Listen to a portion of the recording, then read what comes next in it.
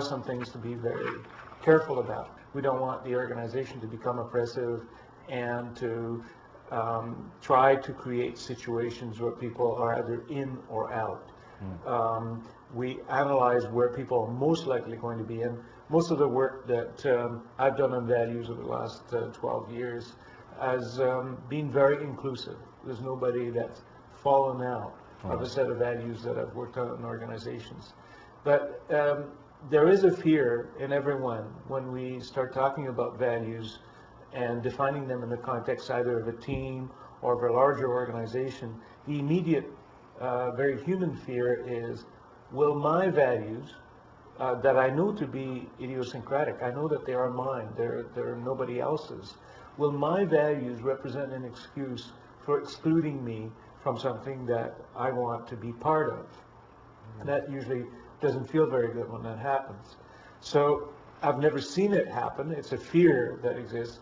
And what we need to help people with is to say, it's very likely that if you've been working in an organization for some time, for more than a year, that your values will have gravitated towards the common core in any event. So what we're trying to do is find this common core where everybody can cohabit in terms of these prioritized ideals with comfort, with confidence.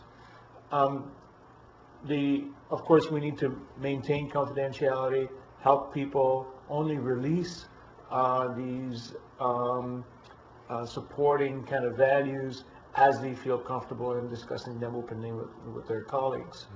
I also, just as another note, believe that we need to be extremely careful in not selecting people based on values instruments.